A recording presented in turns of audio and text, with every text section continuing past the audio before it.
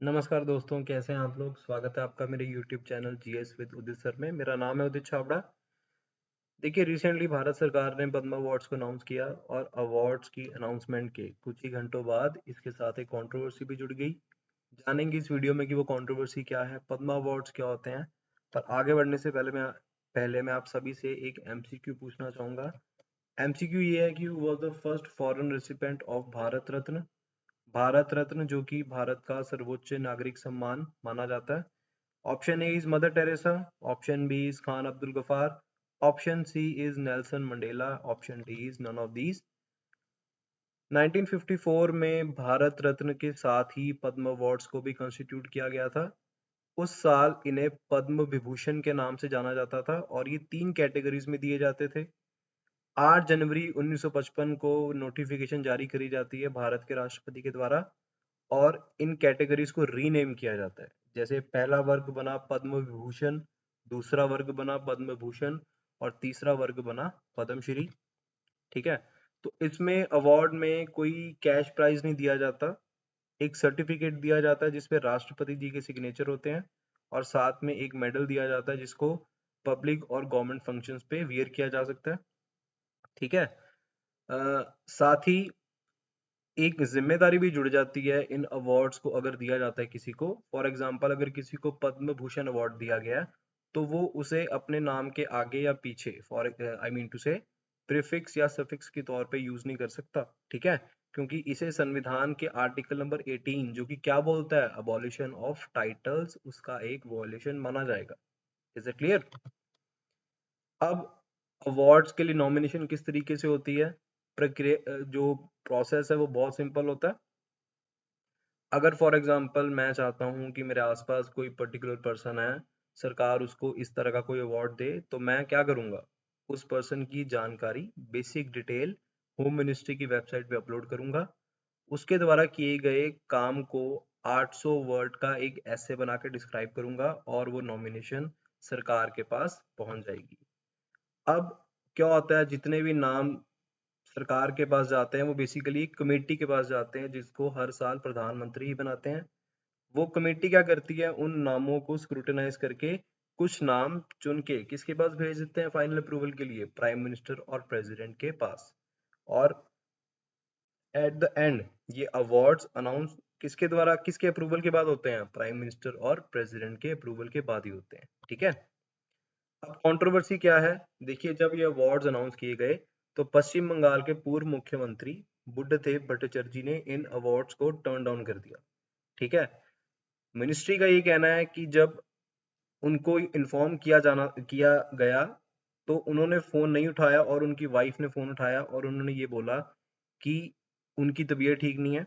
और मिनिस्टर ने ये भी बोला कि अगर उन्हें अवार्ड ये नहीं चाहिए था तो वो उसी दिन, उसी टाइम जब उनको फोन किया गया था या इन्फॉर्म किया गया था, उसी टाइम पे वो हमें कन्वे कर सकते थे कि उनको ये अवार्ड नहीं चाहिए, ताकि किसी और को अवार्ड दिया जा सकता। ठीक है। इसके अलावा देखो, जो पॉलिटिकल सिनेरियो बना हुआ ना हमारी कंट्री में, तो पॉलिटिक्स तो इन अवार्ड्स में भी चल ही रही है। जैसे रूलिंग पार्टी ने कांग्रेस पार्टी के ही एक लीडर गुलाम नबी आजाद को ये अवार्ड दिया। गुलाम नबी आजाद रिसेंटली ही उनका राज्यसभा में टेन्योर खत्म हुआ है as the leader of the opposition party. ठीक है। हालांकि गुलाम नबी आजाद ने शुक्रिया अदा किया सरकार का कि उनके कामों को सरकार ने रिकॉग्नाइज किया। ठीक है। अब जान लेते हैं बुद्धदेव भट्टाचार्य जी के बारे में। पश्चिम बंगाल के मुख्यमंत्री रह चुके हैं ये। 2011 में जब सीपीएम चुनाव हारी थी तो बुद्धदेव भट्टाचार्य जी ही पश्चिम बंगाल के मुख्यमंत्री थे। और उसी साल सिंगूर और नंदीग्राम में जो भी दंगे वगैरह हुए थे, उसे एक हार का मेजर रीजन माना जाता है। और इसी के बाद ममता बनर्जी मुख्यमंत्री बनी थी और आज तक पश्चिम बंगाल की मुख्यमंत्री कौन है, ममता बनर्जी ही हैं। और बुद्धदेव भट्टाचार्य जी ही वो पर्सन थे जिन्होंने सीपीएम पार्टी का जो स्टांस है टुवर्ड्स नेताजी सुभाष चंद्र बोस, जो कि क्या था कि वो सुभाष चंद्र बोस जी के अगेंस्ट थे, उनके द्वारा बनाए गए फॉरवर्ड ब्लॉक नामक ऑर्गेनाइजेशन के भी अगेंस्ट थे। इस स्टांस को चेंज करने वाले पर्सन कौन थे, बुद्धदेव भट्टाचार्य जी, जो कि सीपीएम पार्टी के ही एक लीडर थे। ठीक है। या आप कह सकते हो करंटली ये बुद्धदेव भट्टाचार्य जी सीपीएम पार्टी के लीडर हैं। ठीक है। तो इन्होंने स्टांस चेंज किया और 1989 से हर साल सुभाष चंद्र बोस जी की मूर्ति पे या ये कह सकते हो स्टैचू पे हार वगैरह चढ़ाया जाता है, ठीक है, और उनको ऑनर किया जाता है उनके कंट्रीब्यूशन के लिए। तो क्या ये पहला ऐसा रिफ्यूजल है? तो बिल्कुल नहीं। 1990 में ईएमएस नंबू द्रिपद जो कि केरला के मुख्यमंत्री हैं, जो कि सीपीएम पार्टी को ही बिलोंग करते हैं, उन्होंने इस अवार्ड को टर्न डाउन किया था। जब पीवी नरसिम्हा राव की सरकार ने उनको अवार्ड देने की अनाउंसमेंट करी थी। 2002 में आप देख सकते हैं, सेकंड पॉइंट, सितारा देवी ने इस अवार्ड को लेने से मना कर दिया था, पद्म भूषण अवार्ड को, आई मीन टू से, क्योंकि उनको इस बात का मलाल था कि उनसे जो जूनियर थे उनको उनसे पहले उनको अवार्ड मतलब उनके जो जूनियर थे उनको उनसे पहले पद्म अवार्ड्स दिए दिए जा चुके थे। 2007 में पश्चिम बंगाल के सबसे लंबे टाइम के लिए जो मुख्यमंत्री थे ज्योति बसु, उन्होंने भी पद्म पद्म विभूषण अवार्ड को टर्न डाउन किया था। और एक और एग्जांपल यहाँ पे मैंने आपके सामने ली हुई है। उड़ीसा के करंट सीएम नवीन पटनायक की सिस्टर ने भी, जिनका नाम गीता मेहता है, उन्होंने इस अवार्ड को टर्न डाउन किया था, क्योंकि उनका मानना था कि उसी साल इलेक्शंस हैं तो इससे एक गलत संदेश लोगों के बीच में जाएगा, ठीक है। तो इसीलिए उन्होंने इस अवार्ड को, गीता मेहता ने उस अवार्ड को टर्न डाउन किया। Is it clear? तो ये सब कंट्रोवर्सी थी जो पद्म अवार्ड से जुड़ी हुई थी। आई होप कि आपको कुछ ना कुछ इस वीडियो के माध्यम से जानने को मिला होगा।